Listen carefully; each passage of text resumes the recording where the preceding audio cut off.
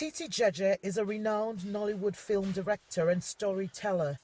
He has directed over 50 movies, some of which are on streaming platforms like Netflix.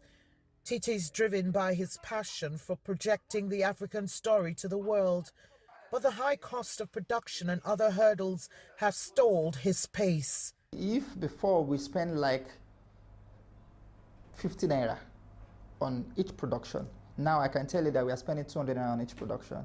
So it's like times 3 of what we are spending before. The problem with Nigeria is this: whatever goes up, don't come down. We have to keep living by it. Besides crude oil, entertainment has been one of Nigeria's biggest exports.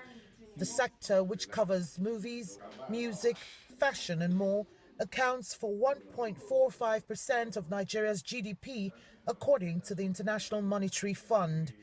But for the first time in 7 quarters, the sector recently suffered a 6% decline.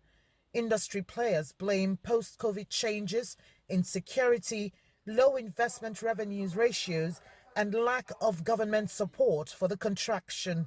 If the government is not putting enough and they are leaving the foreign countries to come into the country and invest, whatever they make, they take it back. The only streaming platform we have in Nigeria is Iroko, and they are not as big as or generally accepted like the likes of Netflix and Amazon. So what is happening? What is happening is because the foreign countries are tapping into our resources and taking it back. The high cost of production is forcing filmmakers to adjust their costs and other expenses in order to save costs. And that's closing the window to compete against big players like Hollywood and Bollywood. Being a big employer of labor in Nigeria, experts say this could be detrimental to the economy. We can't compete with the global market because we don't have enough funding. I mean, Hollywood, the lowest budget Hollywood uses is about 100 million. But in Nigeria, you can make a movie for just 10 to 15 million.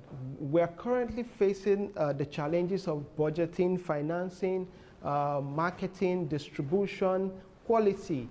I mean, because of the decline in the revenue, people are no longer putting so much. Sales of movie tickets declined to almost $850,000, which is 44% less than the previous figure. That's according to the Cinema Exhibitors Association of Nigeria. Industry players say grants from the public and private sectors could push up output and further give a boost to the entertainment sector.